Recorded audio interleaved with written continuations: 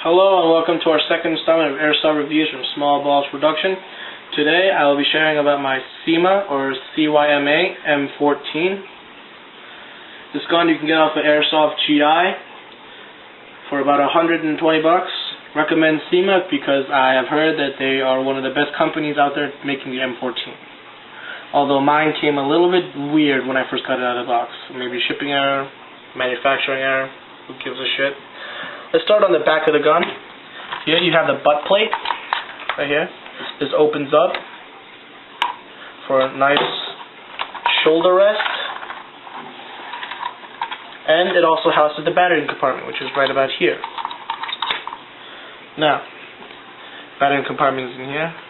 What you do is a little tooth right here. When it's in, you push it out and you open it up. In here, you see the wiring, your fuse is in here, and your mouse is in here. I'll show you how to put in the battery a little bit later in the review. Bring it back and bring it down. Now normally the butt plate should stay up there, have a proper amount of force to bring it down, but this is really weak, as you can see, very flimsy. Don't know why. Moving forward, the selector switch is also unique in its own way, on the fact that it's almost like the M1 Grand, but it's not fully automatic. M1 Grand Semi. M14 is fully automatic. You can tell, but there's a little notch here if you look on the side of the gun. Notch is right there. When this is down, it means it's semi-automatic. When you turn it up, can you hear that click? It's fully automatic. Another unique part is the safety. Now, other brand guns like cyma, I've used my friends. His safety doesn't do this, but what it is it pretty much stops your finger from going in there, but my fingers keep going in there, and if you pull the trigger, the safety disengages. It's really not supposed to do that. You can see it moves forward, so a little bit of friendly fire if you feel like it. The magazine, well, here, you push this button to take the mag out, you buy the gun. It comes with one 300 round metal high capacity mag.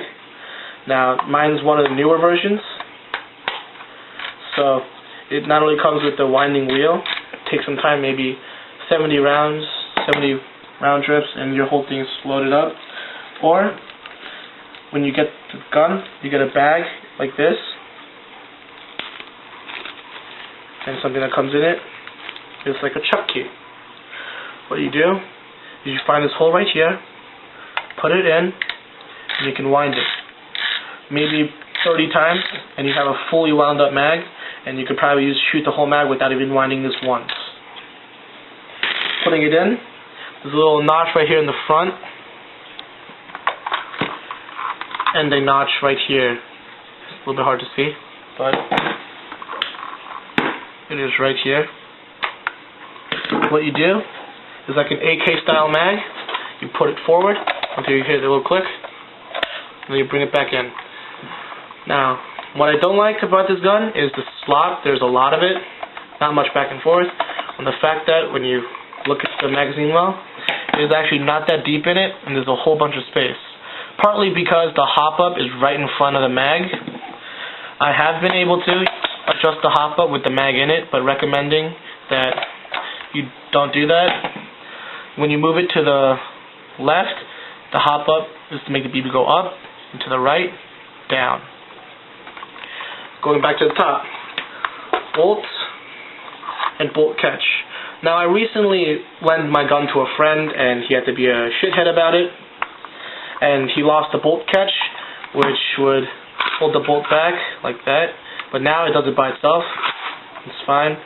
Now also, he also dropped my gun, but seeing that, not much damage. Very sturdy and reliable gun. If you bring it back all the way, you have to use force, and you hear those creaking sounds, like that. And sometimes it gets just stuck right halfway. But if you can do it right, like that. Coming to the sights, iron sight is a small hole right here. Comes down to here. The left notch is for windage, elevation.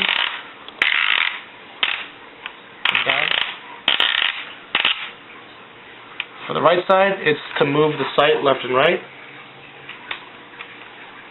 It's actually a little bit hard to see.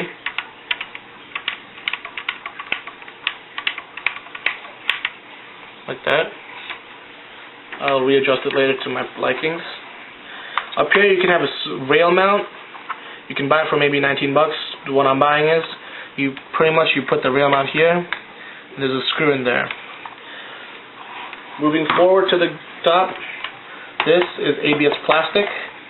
Actually very, very durable. If you look at some online videos, there's people taking this off and hitting with the hammer. No dents, but for maybe Tokyo Marine, Classic Army, JG, Echo 1, they make dents and shit. Now there's two versions of the Echo for the M14. It is the sniper version, which with the long barrel like this, and SOCOM, where the barrel is about that long.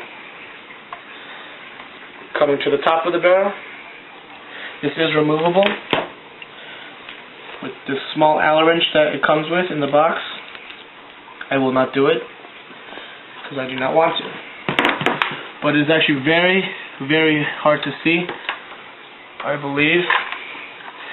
On top of the sight, there's a screw for the Allen wrench to go in. Right about there. Oh, wrong one. You know what? I don't even know where it is anymore. Right, yeah.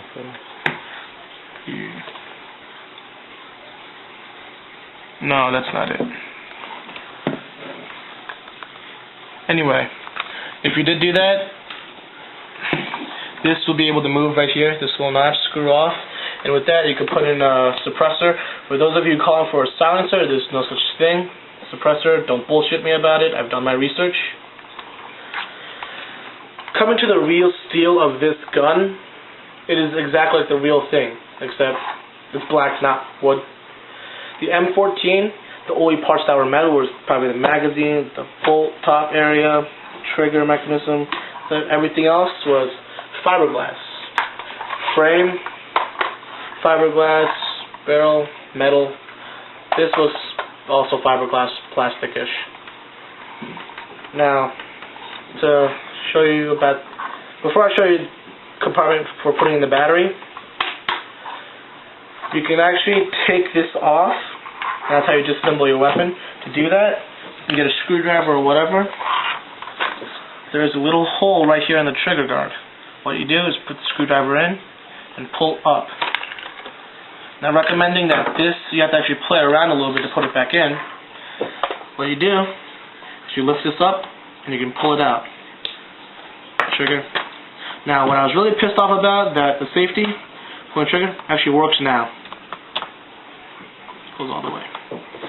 Now with this, I don't want to take this completely out, so I'm going to open up the the battery holder, and hold this in. Take that out. Now with this, take it apart, you pull it forward, and then you bring it out. And here,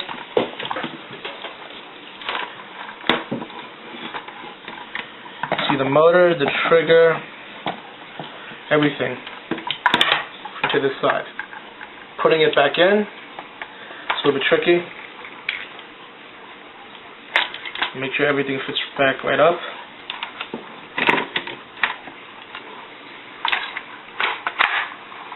Now it's back in. Slide it back. Now this is where I have to play with it around a little bit. If you can see here, these two little teeth should match up with these two little teeth right here. And this should go in right about under right here. It's a little bit hard to see. Anyway, to put it in, keep this up. I figure